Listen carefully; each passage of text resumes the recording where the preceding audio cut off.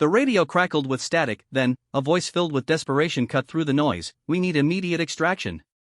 500 troops surrounded, heavy enemy fire, ammunition running low." The operations center fell silent except for the hum of computers and the distant thrum of helicopter rotors. Every eye turned to the duty board where only one pilot remained available for the most dangerous rescue mission of the war. Captain Sarah Martinez stood at the edge of the airfield, her flight helmet tucked under her arm, watching the sun disappear behind enemy mountains. For 3 years, she had fought not just foreign enemies, but the doubts of her own commanders who believed women lacked the physical strength, mental toughness, and split-second decision-making required for combat helicopter operations. Tonight, those same commanders would discover just how wrong they had been. The Apache helicopter behind her represented more than military hardware. It was proof that courage, skill, and determination knew no gender. In the next 6 hours, Sarah would pilot her aircraft into the most heavily defended enemy territory of the conflict, facing surface-to-air missiles, rocket-propelled grenades, and sustained machine gun fire. She would make decisions that would determine whether 500 soldiers lived to see their families again or became casualties of a war that had already claimed too many lives. This is not just a story about one woman's fight against prejudice. It is the true account of how a single pilot shattered every stereotype about gender roles in combat, saved hundreds of lives, and changed military aviation forever. When the smoke cleared and the rescued soldiers were safely evacuated, even her harshest critics would admit that they had witnessed something extraordinary. The question was never whether women could handle combat aircraft. The question was whether the military was ready to handle women like Sarah Martinez. Sarah Martinez grew up in a small town in Texas where the biggest excitement was the annual rodeo and Friday night football games. Her father worked as a mechanic at the local airport, and, from the age of 5, Sarah spent her afternoons watching planes take off and land while her dad repaired engines and checked flight systems. The smell of aviation fuel and the sound of propellers became as familiar to her as her own heartbeat. "Why do only men fly those big planes, Daddy?" she asked one afternoon, pointing to a military transport aircraft that had landed for refueling. Her father wiped his hands on a greasy rag and looked down at his daughter. "Well, sweetheart, I suppose because that's how it's always been. Flying military aircraft is dangerous work, and most folks think women aren't built for that kind of thing." Even at 5 years old, Sarah knew that answer didn't make sense. She had watched her mother work double shifts at the hospital, saving lives and making life-or-death decisions every day. She had seen her grandmother single-handedly run the family ranch after her grandfather died, managing cattle, fixing fences, and operating heavy machinery. If women could do all that, why couldn't they fly helicopters and planes? By the time Sarah turned 16, she had earned her private pilot's license, making her one of the youngest licensed pilots in her state. She spent every weekend at the airfield, practicing takeoffs and landings until she could put an aircraft down on a runway with the precision of a surgeon. Her flight instructor, a retired Air Force pilot named Colonel James Webb, recognized something special in the young woman. "Sarah has natural instincts that can't be taught," he told her parents during a meeting to discuss her future. "She reads weather conditions like most people read books, and her hand-eye coordination is exceptional. With the right training, she could be one of the finest military pilots this country has ever seen." When Sarah announced her intention to join the military and pursue a career in aviation, the reaction from her community was mixed. Some people supported her dreams, but others made their disapproval clear. The local newspaper even ran an editorial questioning whether young women should be encouraged to pursue such dangerous careers when they could contribute to society in more traditional ways. "Let me tell you something about traditional," Sarah's mother said at the dinner table after reading the editorial. "Traditionally, women weren't allowed to vote, own property, or practice medicine. Traditional isn't always right, and it's certainly not always fair. You follow your dreams, honey, and don't let anyone tell you what you can't do." At 18, Sarah enlisted in the Army and requested assignment to flight training. The recruiter, a middle-aged sergeant with 20 years of service, looked skeptical when she explained her goals. "Ma'am, I have to be honest with you," he said, leaning back in his chair. "Combat aviation is the toughest job in the military. The physical demands are extreme, the training washout rate is over 60%, and even if you make it through, you'll be working in an environment where most of your colleagues have never served alongside a female pilot. Are you sure you wouldn't prefer a career field like communications or intelligence? Those are important jobs too, and they might be a better fit." Sarah looked the sergeant directly in the eye. "I appreciate your honesty, Sergeant, But I didn't come here to find a job that fits other people's expectations. I came here to be a pilot. If the training is tough, I'll work harder. If the washout rate is high, I'll make sure I'm in the 40% who succeed. And if my colleagues have never worked with a female pilot, then it's time they learned what they'd been missing. Basic training tested every aspect of Sarah's physical and mental toughness. She ran 5-mile obstacle courses in full gear, performed hundreds of push-ups and sit-ups, and endured sleep deprivation exercises designed to test performance under extreme stress. Some of the male recruits initially doubted her abilities, but their skepticism turned to respect as Sarah consistently ranked among the top performers in every category. Martinez, the drill sergeant, would yell during morning formation. Front and center. Show these soldiers how a proper push-up is performed. The real challenge began when Sarah reported to flight school at Fort Rucker, Alabama, home of Army aviation training. The moment she stepped off the bus, she knew she was entering a different world. The base was dominated by the constant sound of helicopter rotors, and everywhere she looked, she saw male pilots preparing for missions or returning from training flights. She was one of only 3 women in her flight class of 45 students. The initial weeks focused on classroom instruction covering aerodynamics, weather patterns, emergency procedures, and aircraft systems. Sarah excelled in academics, consistently scoring in the top 5% of her class. She memorized technical manuals, studied flight patterns until she could visualize them with her eyes closed, and spent extra hours in the simulator practicing emergency scenarios. Her first actual flight lesson came on a humid Tuesday morning in October. Captain David Reynolds, her instructor pilot, conducted a thorough pre-flight briefing before leading her to the training aircraft. Flying a helicopter is nothing like flying a fixed-wing aircraft, he explained as they walked across the tarmac. In a plane, the wings provide lift and the aircraft wants to fly. A helicopter is basically a collection of parts flying in loose formation, held together by stress and the pilot's skill. Every control input requires a corresponding adjustment to maintain stable flight. It's like trying to balance on a basketball while juggling flaming torches. Sarah strapped herself into the right seat of the UH-60 Black Hawk and began the pre-flight checklist. Her hands moved confidently across the instrument panel, checking gauges, testing radio systems, and verifying that all safety equipment was properly secured. Captain Reynolds watched carefully, making notes on his evaluation form. "Okay, Martinez, you have the controls," he said once they were airborne. "Show me a hover at 50 feet. The next 30 minutes tested every aspect of Sarah's natural flying ability. Hovering a helicopter requires constant micro-adjustments to the cyclic, collective, and anti-torque pedals. Too much input in any direction can send the aircraft spinning out of control, while too little input allows wind and gravity to push the helicopter wherever they choose. Sarah felt the aircraft respond to her commands like a living creature, requiring gentle firmness and perfect timing. "Not bad for a first flight," Captain Reynolds said as they landed back at the airfield. "Your control inputs are smooth, and you maintained good situational awareness throughout the lesson." Most students take several flights to achieve that level of coordination. Over the following months, Sarah's training intensified. She learned to fly in formation with other aircraft, navigate using only compass headings and map references, and perform emergency autorotations that required landing a helicopter with no engine power. Each phase of training eliminated more students, but Sarah not only survived every test, she thrived under the pressure. The most challenging aspect of flight school wasn't the flying itself, but proving herself to instructors and fellow students who remained skeptical about women in combat aviation. During one particularly difficult training exercise, Sarah's aircraft experienced a simulated engine failure at low altitude over rough terrain. She had seconds to identify a suitable landing area and execute an autorotation that would save both crew members. "Emergency autorotation, engine failure," her instructor shouted, simultaneously reducing the throttle to flight idle. Without hesitation, Sarah lowered the collective to maintain rotor speed, selected a small clearing between 2 ridgelines, and began the descent. She managed the aircraft's energy perfectly, trading altitude for rotor momentum until the very last moment when she pulled collective to cushion the landing. The helicopter touched down firmly but safely in the center of the clearing. "Outstanding," her instructor said, making notes on his evaluation form.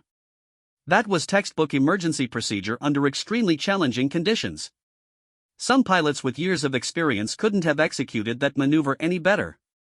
Word of Sarah's exceptional flying skills began spreading throughout the flight school community. Instructors started using her as an example of proper technique during classroom lectures, and fellow students sought her advice on difficult maneuvers. But, with recognition came increased scrutiny from those who believed her success was somehow threatening the established order. During the final week of flight school, Sarah overheard a conversation between two senior instructor pilots discussing her upcoming graduation. "I don't care how well she flies in training," one of them said. "Combat aviation is different from anything she's experienced in flight school. When bullets start flying and soldiers are depending on you to get them out of a hot landing zone, physical strength and aggressive instincts matter more than textbook technique. Women just don't have what it takes for that kind of pressure." The other instructor nodded in agreement. "Maybe she'll prove us wrong, but I doubt it. The first time she faces real combat, she'll fold like a house of cards. Mark my words." Sarah pretended not to hear the conversation, but their words burned in her memory. She knew that graduating from flight school was only the beginning. The real test would come when she reached her first operational assignment and faced the ultimate challenge of proving herself in actual combat operations. Graduation day arrived with typical military ceremony. Sarah stood in formation with her surviving classmates, proudly wearing her new aviator wings while family members and friends watched from the bleachers. Her parents had driven from Texas to witness this moment, and the pride on their faces made every difficult day of training worthwhile.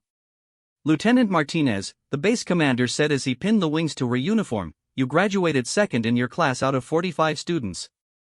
Your instructors tell me you have exceptional flying skills and the judgment necessary for combat operations. The Army is fortunate to have pilots of your caliber."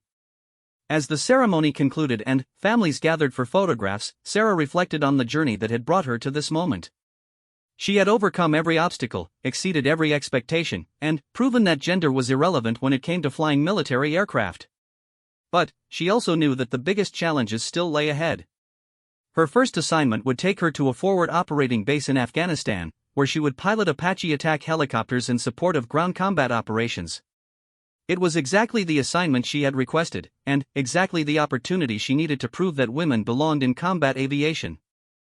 Standing on the airfield at Fort Rucker, watching helicopters practice formation flying in the distance, Sarah made a silent promise to herself and to every young woman who might follow in her footsteps. She would not just succeed in her new assignment, she would excel beyond anyone's expectations. She would prove that when soldiers needed help, it didn't matter whether their pilot was male or female. What mattered was skill, courage, and an absolute commitment to bringing everyone home safely. The C-130 transport aircraft touched down on the dusty runway at Forward Operating Base Thunder, Afghanistan, with a jarring thud that jolted Sarah awake. She had been trying to sleep during the 8-hour flight from Germany, but excitement and nervousness had made rest impossible. Through the small window, she could see the barren landscape of Afghanistan stretching endlessly in all directions, broken only by mud brick compounds and the occasional green line of vegetation marking a river or irrigation canal. "Welcome to paradise," said Lieutenant Jake Morrison, the pilot sitting next to her. Jake was also reporting to FOB Thunder for his first combat deployment, and the two had struck up a friendship during their brief stopover in Germany. "I hear the locals are very friendly, especially when they're shooting at you." Sarah gathered her gear and followed the other passengers off the aircraft. The first thing that struck her was the heat. Even though it was only 8 in the morning, the temperature was already approaching 90 degrees, and the sun beat down mercilessly from a cloudless sky. The second thing she noticed was the constant background noise of military activity. Generators hummed, vehicles rumbled past carrying supplies and personnel, and somewhere in the distance, she could hear the distinctive whop-whop sound of helicopter rotors. The base itself was a small city of prefabricated buildings, concrete barriers, and razor wire surrounded by guard towers and defensive positions.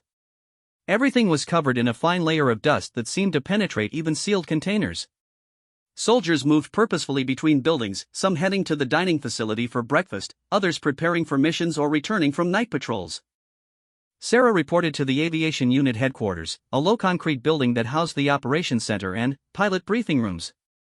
Major Patricia Collins, the unit's executive officer, welcomed her with a firm handshake and a knowing look. "Lieutenant Martinez, I've been expecting you," Major Collins said. "I read your file, and I have to say, your flight school performance was impressive. But I'm going to be straight with you about what you're walking into. This unit has been deployed for 6 months, and most of the pilots have never worked with a female combat aviator. Some of them are going to test you, some will ignore you, and a few might actively try to undermine your confidence.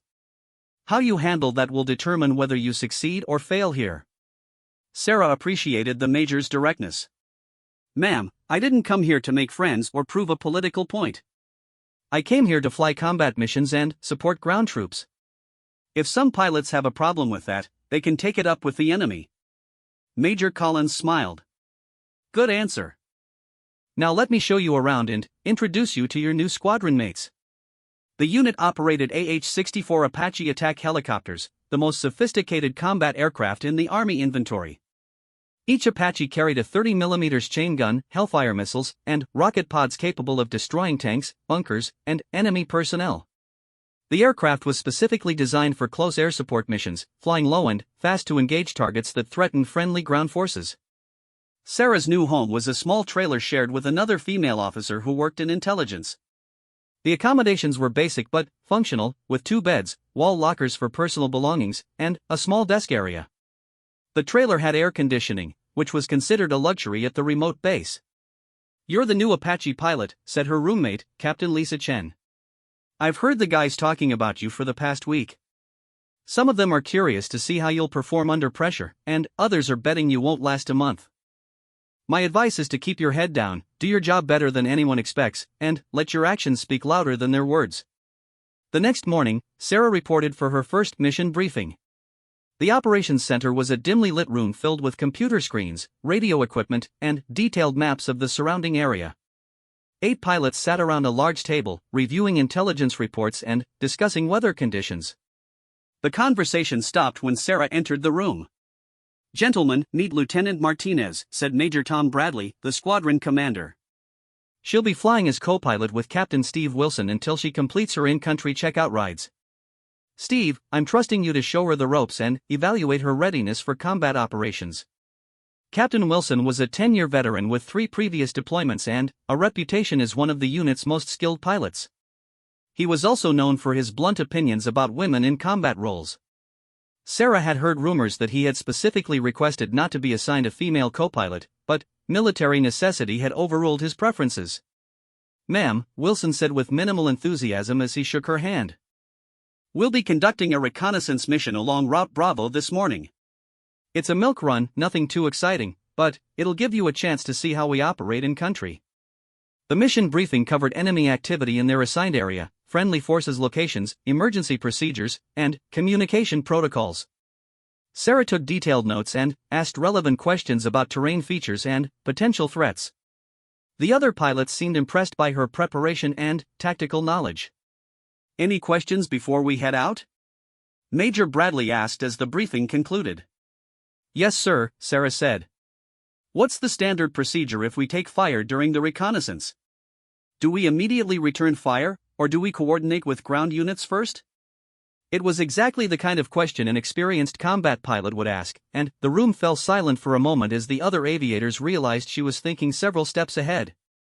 Good question, Major Bradley replied. If we take effective fire, we have authorization to return fire immediately to protect the aircraft. If we observe enemy activity but aren't directly threatened, we coordinate with ground units before engaging. Always remember that our primary job is to return safely with the intelligence we've gathered. An hour later, Sarah was strapped into the front seat of an Apache helicopter, running through the pre-flight checklist with methodical precision. The Apache was far more complex than any aircraft she had flown during training, with multiple weapon systems, advanced targeting equipment, and defensive countermeasures. Every switch and control had a specific purpose, and pilot error could prove fatal in combat. You familiar with the targeting system? Captain Wilson asked through the intercom as they completed the startup procedures. Yes, sir. I studied the technical manuals and completed simulator training before deploying.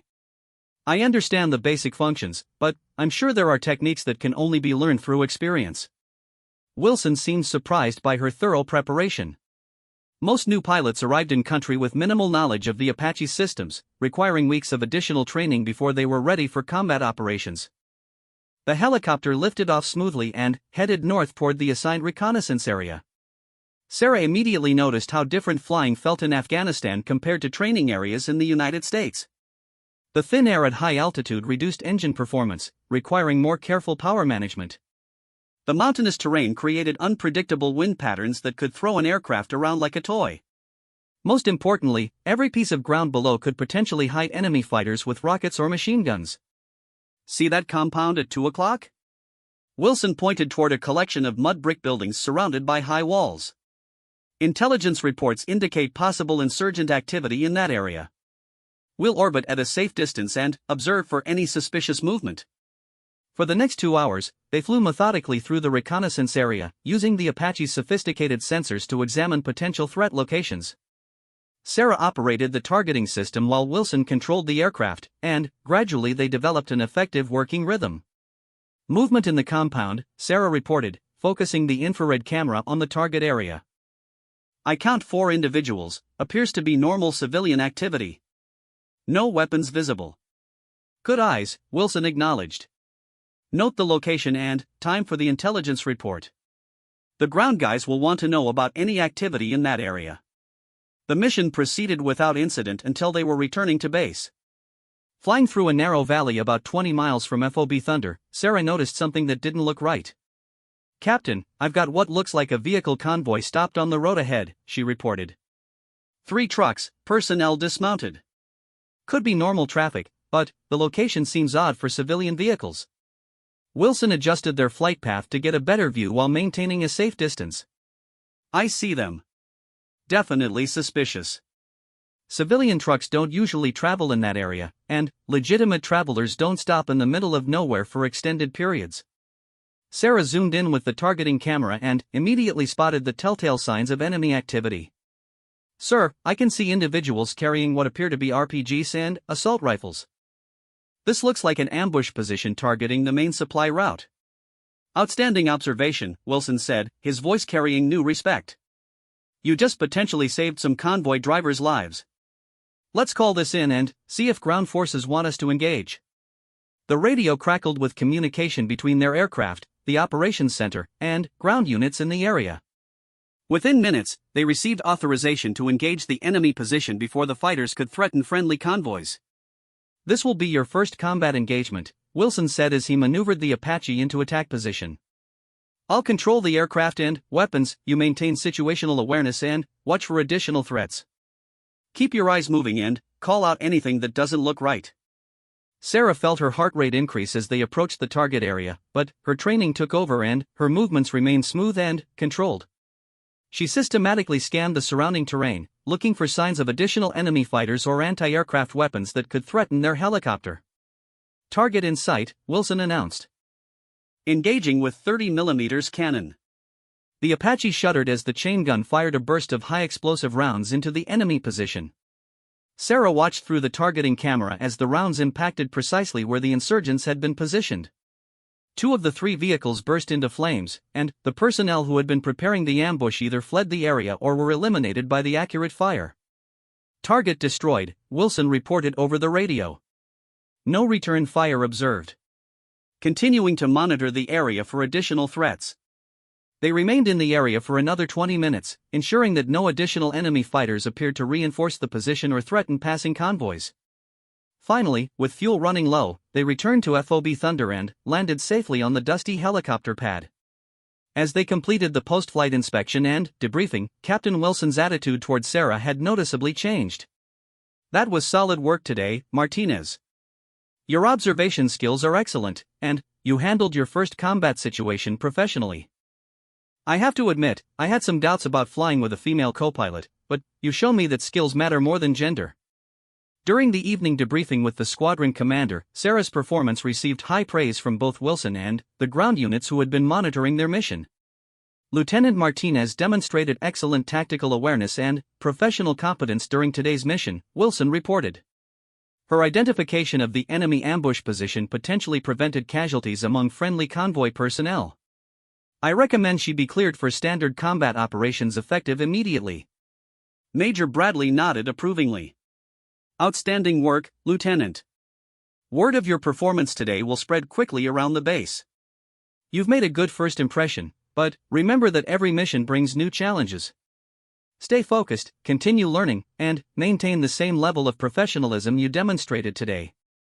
That night, as Sarah lay in her bunk reflecting on the day's events, she felt a mixture of satisfaction and anticipation. She had successfully completed her first combat mission and gained the respect of at least one skeptical colleague. But she also knew that much greater challenges lay ahead. The enemy would not always be so predictable, and future missions would test her skills and courage in ways she could barely imagine. She had taken the first crucial step toward proving that women belonged in combat aviation. Now she needed to build on that success and demonstrate consistent performance under increasingly difficult circumstances. The 500 soldiers who would soon depend on her for their lives were counting on her to be ready when that moment arrived. 3 weeks after her first combat mission, Sarah had established herself as one of the most reliable pilots in the squadron. She had flown 12 missions without incident, consistently demonstrating exceptional flying skills and tactical judgment. Her reputation spread beyond the aviation unit to the infantry companies they supported, and ground commanders began specifically requesting her aircraft for critical missions. The transformation in her squadron mates' attitudes had been gradual but unmistakable. Pilots who had initially greeted her with skepticism now sought her input during mission planning sessions. Even Captain Wilson, her original co-pilot, had become one of her strongest supporters within the unit. "Martinez has the best situational awareness I've seen in 10 years of combat flying," Wilson told Major Bradley during a routine evaluation meeting. "She spots threats before anyone else, maintains perfect aircraft control under pressure, and makes sound tactical decisions. If I'm going into a hot landing zone, I want her on my wing." The real test of Sarah's abilities came on a humid Tuesday morning when the squadron received an urgent mission that would push every pilot to their limits. Alpha Company, a mechanized infantry unit conducting operations in the volatile Korangal Valley, had been ambushed while crossing a bridge over the Cunard River. The company was trapped on the wrong side of the river, surrounded by enemy fighters positioned in fortified positions throughout the surrounding hills. "This is going to be a maximum effort," Major Bradley announced during the emergency briefing. "Alpha Company has 37 wounded soldiers and is running low on ammunition. The medevac helicopters can't reach them due to heavy anti-aircraft fire, and ground reinforcements are at least 6 hours away. Our job is to suppress enemy positions long enough for the wounded to be evacuated and the company to withdraw to safety." The intelligence picture was sobering. Enemy forces had positioned rocket-propelled grenades, heavy machine guns, and possibly shoulder-fired surface-to-air missiles throughout the hills overlooking the trapped infantry unit. The terrain was ideal for an ambush, with steep ridgelines providing cover and concealment for enemy fighters while limiting maneuverability for aircraft. "We'll go in with 4 Apaches," Major Bradley continued. "Martinez, you'll fly as co-pilot with Captain Rodriguez in Apache 2. Your primary targets are the machine gun positions on Hill 394. Wilson and Thompson will take Apache 3 and focus on the RPG teams in the Eastern Valley. I'll lead Apache 1 with Captain Davis, and will provide overwatch and coordinate with ground units. Apache 4 will remain on station as backup in case we have mechanical problems or take battle damage." Sarah felt the familiar pre-combat mixture of excitement and apprehension as she prepared her equipment and reviewed the target area maps.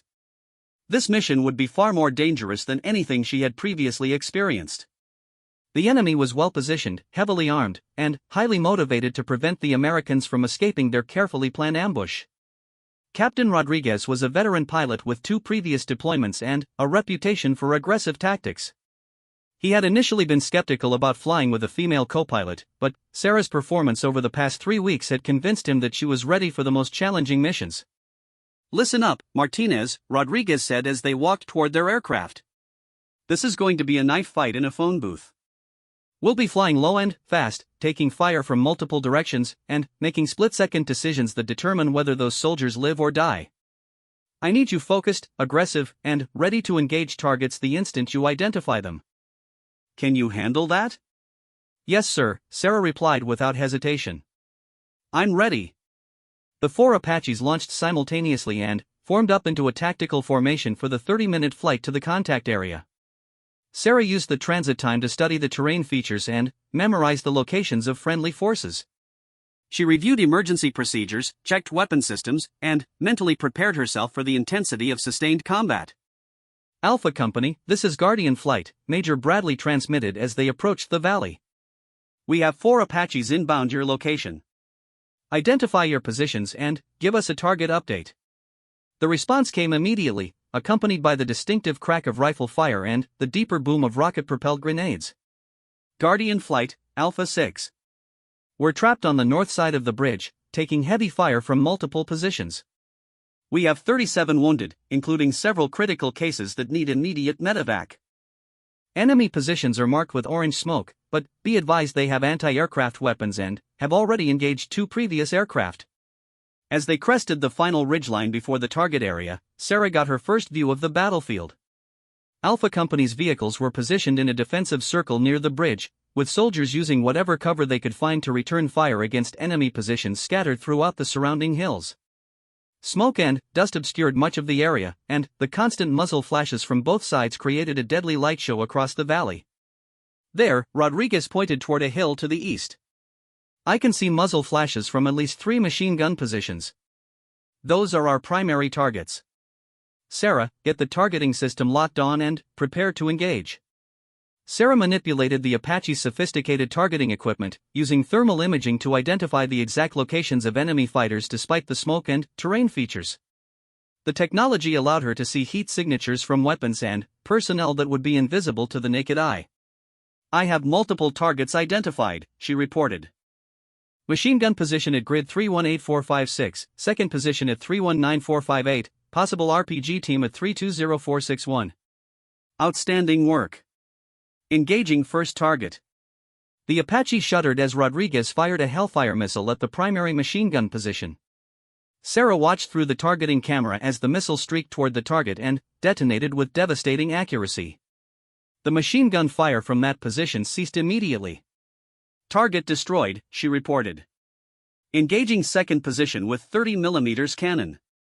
Rodriguez maneuvered the aircraft into firing position while Sarah aimed the chain gun at the second enemy position. The gun fired in controlled bursts, sending high explosive rounds into the rocky position where enemy fighters had been firing at the trapped soldiers. The accurate fire forced the enemy to cease their attack and seek better cover. Guardian 2, break right, came an urgent call over the radio. SAM launch from your 12 o'clock. Sarah looked up from the targeting system to see a surface-to-air missile streaking toward their aircraft. Rodriguez immediately threw the Apache into a violent evasive maneuver, deploying chaff and flares to confuse the missile's guidance system while diving toward the valley floor. Missile defeated, Rodriguez called out as the SAM flew harmlessly past their aircraft. Sarah, can you locate the launch position? Sarah was already scanning the terrain with the targeting camera, looking for the distinctive heat signature of a recently fired missile launcher. I've got it. SAM position at grid 317459, approximately 800 meters north of the bridge. Roger that. All Guardian aircraft, we have a SAM threat at grid 317459. Recommend immediate suppression. Major Bradley's voice crackled over the radio. Guardian 1 engaging SAM position with Hellfire. All aircraft continue mission, watch for additional launches. The battle continued for the next 45 minutes as the 4 Apaches systematically destroyed enemy positions throughout the valley. Sarah proved herself under the most intense combat conditions, identifying targets with remarkable accuracy while maintaining perfect coordination with Rodriguez's aircraft control inputs. Sarah, you see that RPG team moving between the rocks at 2 o'clock? Rodriguez asked during a brief lull in the action. I see them, Sarah replied, already adjusting the targeting system. 3 personnel, 1 carrying an RPG-7, moving from cover position to cover position. They're trying to get a shot at Alpha Company's vehicles. Take them out.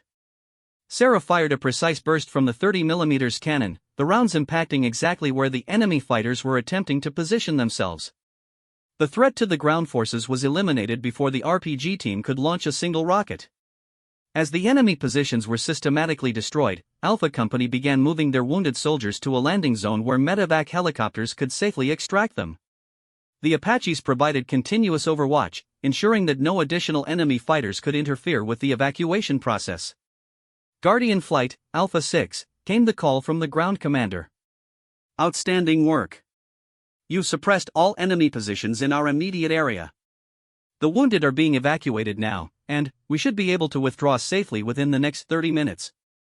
Your support saved a lot of lives today. During the flight back to FOB Thunder, Rodriguez offered Sarah the highest praise she had received since deploying to Afghanistan. "That was exceptional flying and shooting under extremely difficult conditions," he said. "You identified targets faster than most pilots with years of combat experience, and your accuracy was perfect throughout the entire engagement. I've never seen a co-pilot perform better during their first major battle." The post-mission debriefing revealed the full scope of what the Apache flight had accomplished. They had destroyed 12 enemy positions, eliminated at least 30 enemy fighters, and enabled the successful evacuation of 37 wounded soldiers. Most importantly, not a single American soldier had been killed during the action, largely due to the effective air support provided by the helicopters. "This was a textbook example of close air support," Major Bradley told the assembled pilots. "Every aircraft performed flawlessly under intense enemy fire." Special recognition goes to Lieutenant Martinez, who demonstrated exceptional target identification and engagement skills during her first major combat operation. Her performance today was at the level of a senior pilot with multiple combat deployments. Word of Sarah's performance during the Alpha Company rescue spread quickly throughout the base. Soldiers from other units approached her in the dining facility to personally thank her for saving their fellow infantry soldiers. The praise was genuine and heartfelt, coming from combat veterans who understood exactly how difficult the mission had been. "Ma'am, I just wanted to shake your hand," said Sergeant First Class Mike Johnson, a senior infantryman with Alpha Company who had been wounded during the ambush. "I was one of the soldiers you helped evacuate today. Your aircraft took out the machine gun position that had us pinned down, and I honestly don't think we would have made it out without your support. Thank you." That evening, as Sarah cleaned her flight equipment and prepared for the next day's missions, she reflected on how much had changed since her arrival at FOB Thunder. She had proven herself capable of performing at the highest level under the most dangerous conditions. The skeptical comments and doubtful looks had been replaced by genuine respect and professional admiration from her colleagues. But Sarah also understood that her success brought increased responsibility. Ground commanders now specifically requested her for the most challenging missions, knowing that her skills and judgment could mean the difference between success and failure. Every flight carried the weight of soldiers' lives, and there was no room for complacency or error. The next morning brought news that would test Sarah's abilities like never before. Intelligence reports indicated that a large enemy force was planning to attack a remote outpost defended by over 500 American soldiers. The attack was expected within 48 hours, and aviation units were being positioned to provide support during what could become the largest battle of the deployment. Sarah knew that everything she had learned and proven over the past month was merely preparation for the ultimate test that was rapidly approaching. 500 lives would soon depend on her ability to perform under pressure that would exceed anything she had previously experienced. The question was not whether she was ready for that challenge, but whether she could rise to meet it when the moment arrived.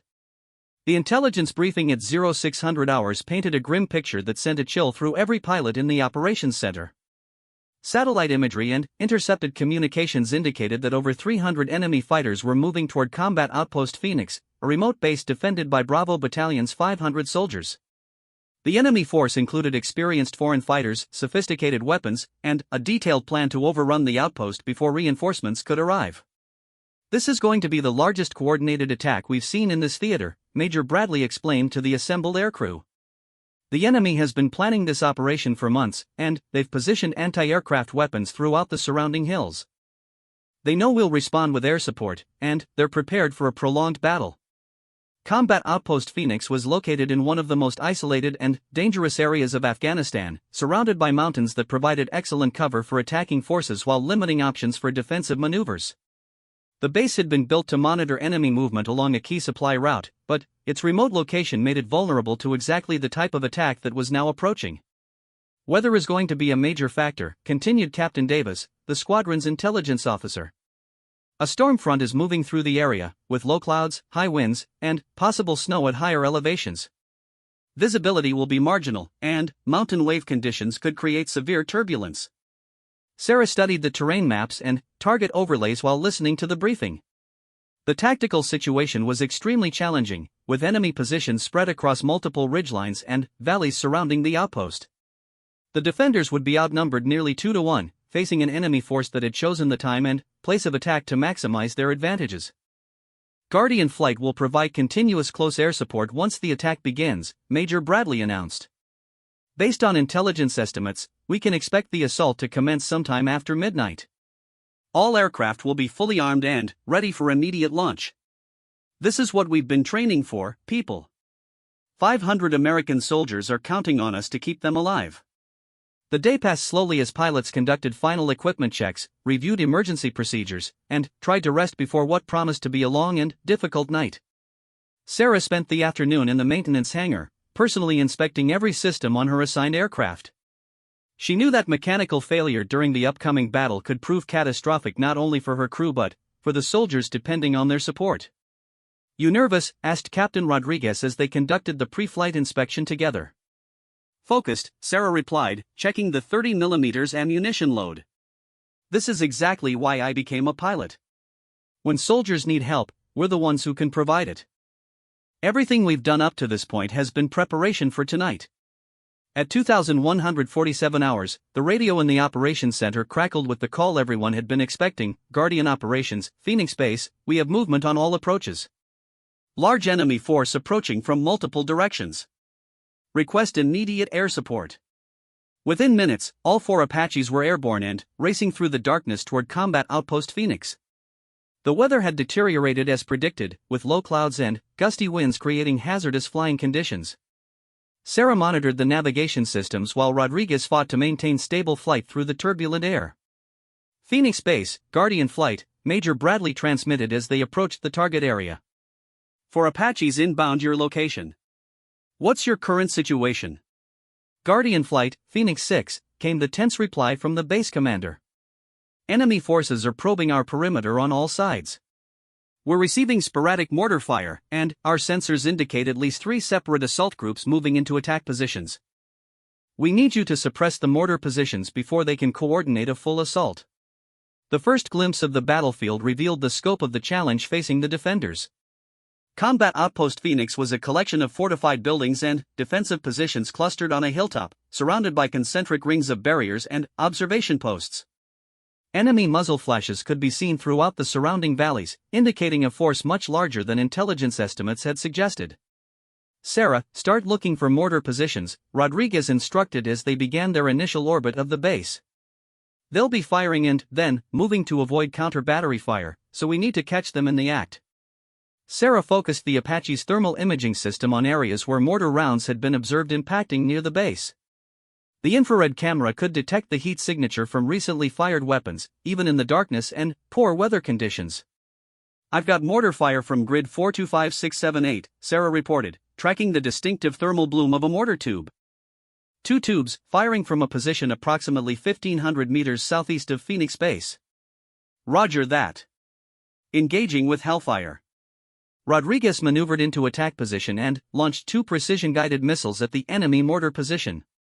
Sarah watched through the targeting camera as the missiles impacted directly on target, eliminating the immediate threat to the base's defenders. "Direct hits on mortar position," she confirmed. No further activity observed from that location. The engagement had just begun. Over the next 4 hours, the 4 Apaches flew continuous missions around Combat Outpost Phoenix, engaging enemy positions as fast as they could be identified. The enemy had clearly learned from previous encounters with American air power, using small teams that fired a few rounds and then immediately moved to new positions. "This is like trying to swat flies in a hurricane," Rodriguez commented during a brief pause in the action. "Every time we destroy one position, 2 more pop up somewhere else." At 0315 hours, the situation at Phoenix Base became critical. The enemy launched a coordinated assault from 3 directions simultaneously, using rocket-propelled grenades and machine gun fire to suppress the defenders while assault teams attempted to breach the perimeter barriers. "Guardian Flight, Phoenix 6, came an urgent transmission. We have multiple breaches in the perimeter. Enemy forces are inside the wire on the south and east sides. We need immediate close support, danger close to friendly positions." Danger close missions were among the most challenging and risky operations in combat aviation, requiring pilots to engage enemy forces within lethal range of friendly troops. Any error in targeting or weapon employment could result in friendly casualties, but failure to act would allow enemy fighters to overrun the base. "Guardian 2, you take the south breach," Major Bradley directed. "Guardian 3, handle the east side. Be extremely careful with your targeting. Our guys are mixed in with the enemy down there." Sarah and Rodriguez dove toward the south side of Combat Outpost Phoenix, where enemy fighters had successfully breached the defensive barriers and were engaging American soldiers in close combat. The thermal imaging system showed a chaotic scene of individual heat signatures moving between buildings and defensive positions, making target identification extremely difficult. "I can see enemy fighters advancing on Building Charlie," Sarah reported, zooming in on the area where friendly and enemy forces were engaged.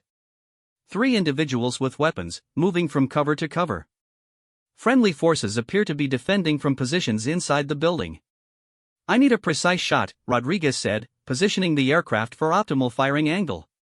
"One mistake and we hit our own people." "Can you guarantee target identification?"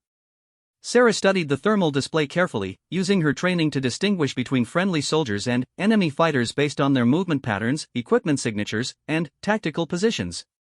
The enemy fighters were advancing aggressively toward the building while friendly forces remained in defensive positions. "I have positive identification on enemy forces," Sarah confirmed.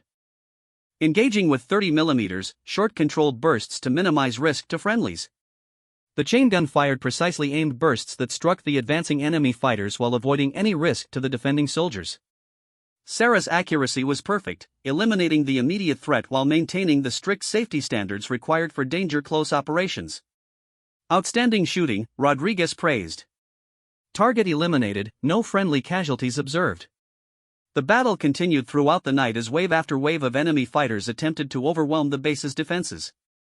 The Apaches flew mission after mission, refueling and rearming at nearby bases before returning to continue the fight. Sarah's performance throughout the prolonged engagement was flawless, identifying targets with remarkable accuracy and engaging them with precision that drew praise from both aircrew and ground forces. At 0627 hours, just as dawn was breaking over the mountains, the enemy assault finally began to falter.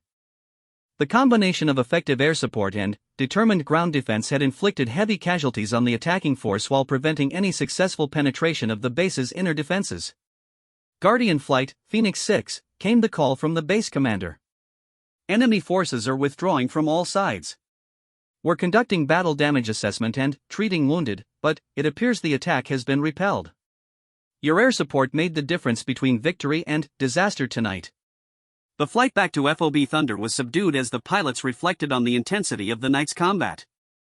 They had flown for over 6 hours in challenging weather conditions, engaging multiple enemy positions while maintaining the precision necessary to avoid friendly casualties. "Sarah, I want you to know that was some of the finest combat flying I've ever witnessed," Rodriguez said as they approached their home base. "Your target identification and weapon employment were perfect throughout the entire operation. You performed like a pilot with years of combat experience, not someone on their first major engagement." The post-mission debriefing revealed the full scope of what had been accomplished during the defensive combat outpost Phoenix. The 4 Apaches had destroyed over 40 enemy positions, eliminated more than 100 enemy fighters, and directly prevented the overrun of a major American base. Most importantly, casualties among the 500 defending soldiers had been kept to a minimum due to the effective air support. This was a decisive victory achieved through exceptional airmanship and precise tactical execution, Major Bradley told the assembled pilots. Every crew performed magnificently under extremely challenging conditions. "Lieutenant Martinez, your performance tonight was particularly noteworthy. Your accuracy during danger-close missions and your target identification skills throughout the extended engagement were exceptional." But, even as the immediate battle was won, intelligence reports indicated that enemy forces were regrouping for another assault. A larger force was gathering in the mountains, planning an even more ambitious attack that would test every skill Sarah had developed and every lesson she had learned. The ultimate test was still approaching, and, when it arrived, Sarah would face a situation that would determine not only her own future but the lives of 500 soldiers who had come to depend on her extraordinary abilities as a combat pilot. Everything she had accomplished up to this point was merely preparation for the moment when she would truly prove that courage, skill, and determination knew no gender boundaries. The urgent call came at 0347 hours on what had started as a routine Wednesday morning. Sarah was sleeping in her small trailer when the base alarm system jolted her awake, followed immediately by pounding on her door. "Martinez! Emergency launch! All pilots to the flight line immediately," shouted Sergeant Williams, the unit's operations sergeant.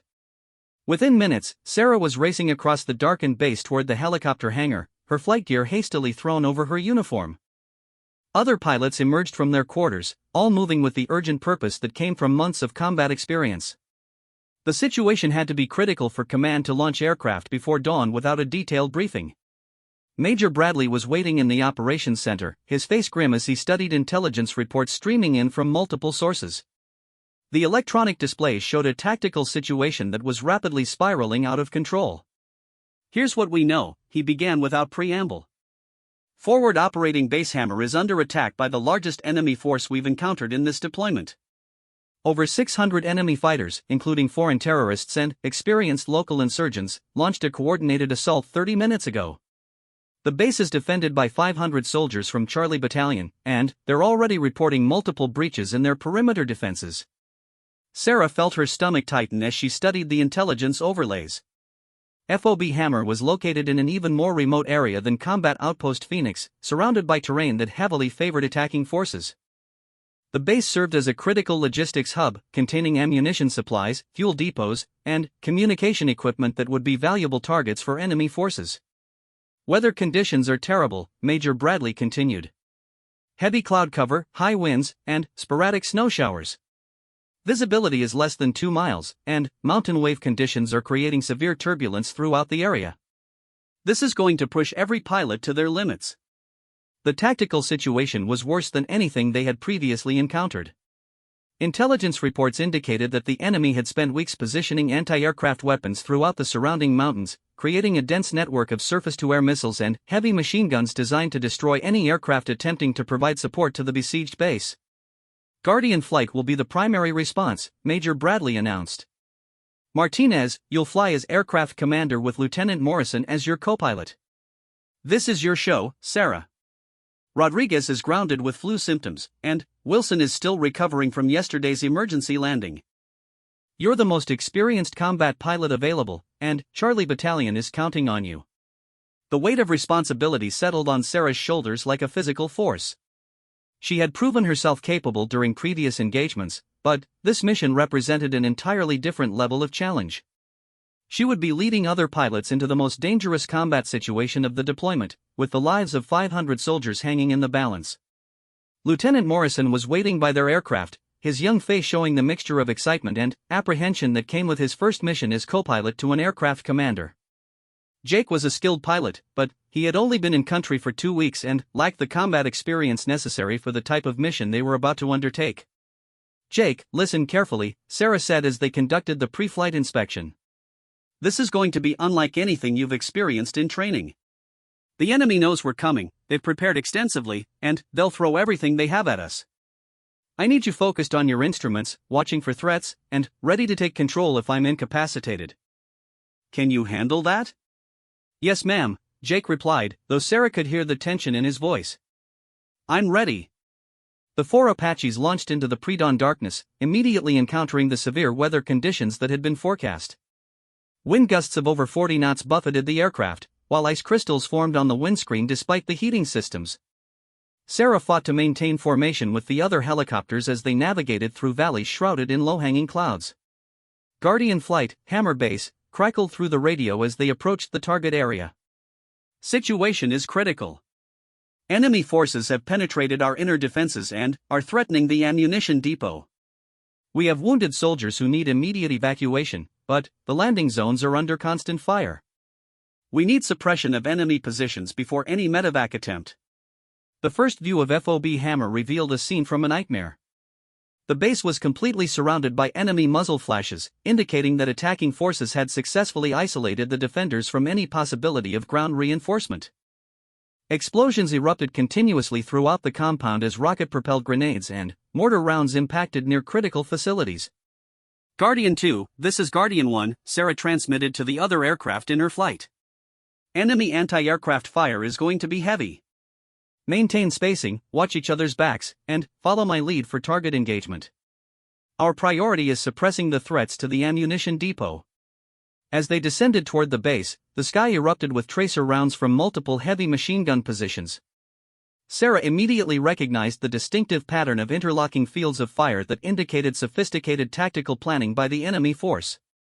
They had created a deadly gauntlet that any aircraft would have to navigate to provide effective support. "SAM launch, 2 o'clock. Jake called out, spotting the telltale smoke trail of a surface-to-air missile streaking toward their aircraft. Sarah threw the Apache into a violent defensive maneuver, deploying countermeasures while diving toward the valley floor to break the missile's tracking. The SAM passed overhead with only meters to spare, demonstrating the accuracy and sophistication of the enemy air defense network. Missile defeated, Sarah reported, pulling the aircraft back into level flight. Jake, can you identify the launch position? Got it. SAM sighted grid 567234, approximately 1,200 meters northeast of the base. Roger that. All Guardian aircraft, we have an active SAM threat at grid 567234. Guardian 3, can you engage with Hellfire? Guardian 3 engaging, came the immediate reply from Captain Wilson's aircraft. Within seconds, a precision-guided missile impacted directly on the enemy missile position, eliminating one component of the air defense network. But, destroying individual threats was like fighting a Hydra. For every enemy position they eliminated, two more seemed to appear from concealed locations throughout the surrounding terrain. The enemy had clearly learned from previous encounters and had prepared extensively for this assault. Guardian 1, Hammer 6, came an increasingly desperate call from the base commander. Enemy forces are advancing on the ammunition depot. If they reach those bunkers, the explosion will level half the base. We need immediate suppression of the assault teams moving from the north. Sarah maneuvered her aircraft toward the threatened area while Jake operated the targeting systems. The thermal imaging revealed a horrifying sight. Dozens of enemy fighters were systematically advancing through the base's outer defenses, using covering fire and tactical movement that indicated professional military training. I caught at least 40 enemy fighters in 3 separate assault groups, Jake reported. They're using coordinated fire and movement tactics, advancing under cover of mortar and machine gun support. Roger that. Engaging with 30mm cannon. Sarah began a systematic attack on the advancing enemy forces, using the Apache's chain gun to engage individual fighters while avoiding any risk to friendly personnel. Her accuracy was phenomenal, with each burst of cannon fire eliminating enemy threats while maintaining the precision necessary for close combat support. Outstanding shooting, Jake called out. Enemy assault has been stopped, but I'm seeing movement from other directions. This is a coordinated attack from multiple axes. For the next 90 minutes, Sarah led her flight in the most intense combat operation of the deployment. They engaged enemy positions throughout the surrounding mountains while providing continuous support to the embattled ground forces. Sarah's leadership was exceptional, coordinating between aircraft while maintaining personal effectiveness that exceeded anything her colleagues had previously witnessed. Guardian 1, you're taking ground fire from your 6 o'clock, warned Captain Thompson in Guardian 4. Heavy machine gun position on the ridgeline behind you. Sarah immediately executed a defensive maneuver while Jake attempted to locate the threat with the targeting system. The machine gun fire was accurate and persistent, indicating that the enemy gunner was experienced and determined to bring down an American aircraft. I can't get a clear shot at that position, Jake reported. The terrain is masking our targeting angle. Guardian 4, can you engage that machine gun position? Sarah requested. Negative, Guardian 1. I'm engaging multiple targets on the east side. You'll need to handle it yourself. Sarah made a split-second decision that demonstrated the tactical judgment that had earned her reputation as an exceptional combat pilot. Instead of continuing defensive maneuvers that would take her away from the soldiers who needed support, she chose to attack the machine gun position directly despite the obvious risks. Jake, hold on. We're going in hard and fast. Sarah dove the Apache directly toward the enemy machine gun position, using the terrain features to mask her approach until the last possible moment. The maneuver was extremely dangerous, requiring precise timing and perfect aircraft control to avoid ground impact while achieving the angle necessary to engage the target. Target in sight, Jake called out as they crested the ridgeline. Machine gun position at 11 o'clock, range 800 meters. Engaging. Sarah fired a sustained burst from the 30mm cannon that struck the enemy position with devastating accuracy. The machine gun fire ceased immediately, eliminating a major threat to both her aircraft and the ground forces below. Target destroyed, Jake confirmed. That was incredible flying. But the mission was far from over.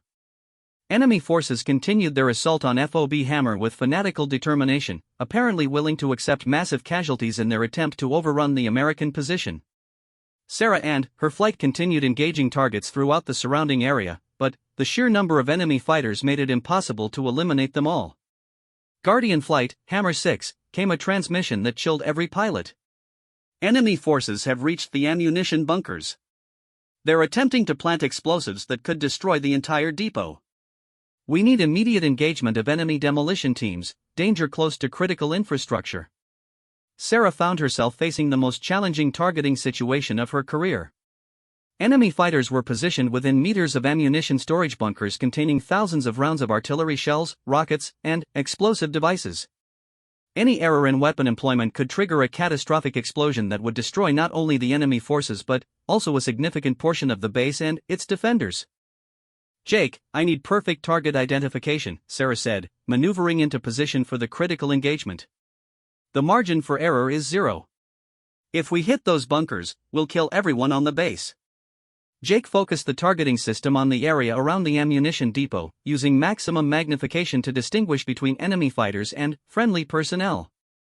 The thermal imaging showed a complex scene with multiple heat signatures moving between buildings and storage facilities. "I have positive identification on enemy demolition team," Jake reported after careful observation. "For individuals carrying what appears to be explosive devices, moving toward the main ammunition bunker. Friendly forces are maintaining defensive positions approximately 50 meters to the east." "Roger that. Engaging with minimum lethal effect to avoid secondary explosions." Sarah selected the 30mm cannon and adjusted to single-shot mode, preparing to engage individual targets rather than using the sustained bursts typical of area suppression missions. Each round would need to be precisely placed to eliminate enemy fighters without triggering the massive explosion that would devastate the entire base. The first shot struck an enemy fighter carrying explosives just as he reached the ammunition bunker. The round's impact eliminated the immediate threat while avoiding any damage to the explosive storage facility. Sarah immediately shifted to the second target, maintaining the precision necessary to protect both enemy and friendly forces from catastrophic secondary explosions. "Target down," Jake confirmed. Second enemy fighter moving toward the bunker entrance. Sarah's second shot was equally precise, eliminating another member of the demolition team before he could place his explosive charges.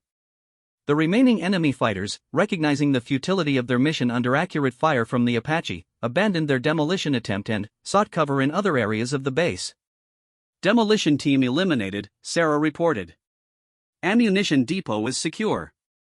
The defense of FOB Hammer continued for another 2 hours as Sarah's flight systematically destroyed enemy positions throughout the surrounding area. By sunrise, the attacking force had been decimated, with survivors retreating into the mountains to avoid further engagement with American air power. Guardian Flight, Hammer 6, came the final transmission as the sun rose over the battlefield.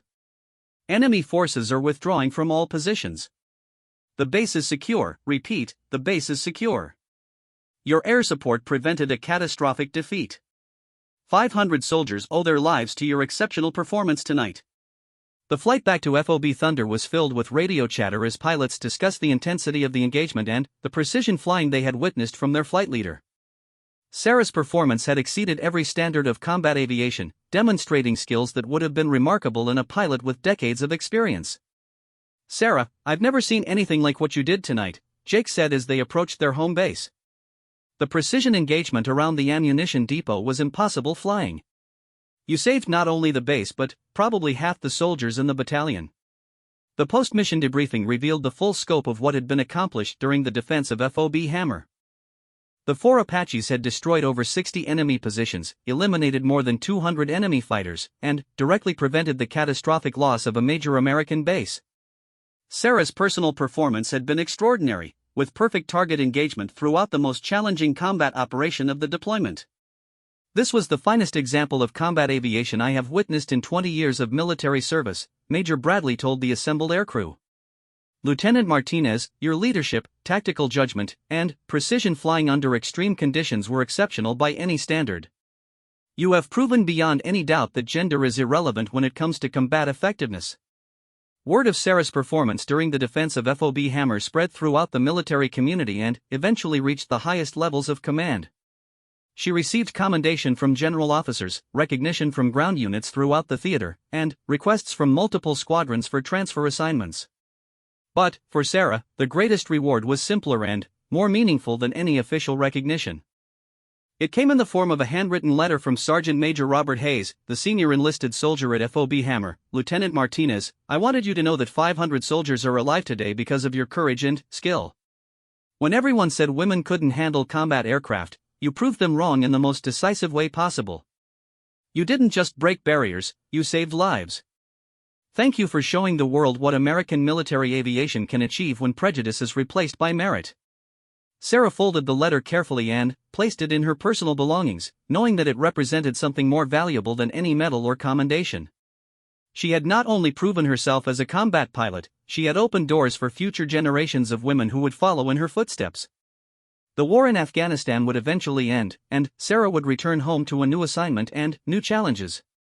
But the legacy of what she had accomplished during those critical hours over FOB Hammer would endure forever, serving as proof that courage, skill, and determination truly knew no gender boundaries. 500 soldiers had found themselves trapped and facing almost certain defeat. When they needed a miracle, they discovered it came in the form of a pilot who refused to accept limitations imposed by prejudice and who proved that the measure of a warrior was not determined by gender, but by the willingness to risk everything for the lives of others.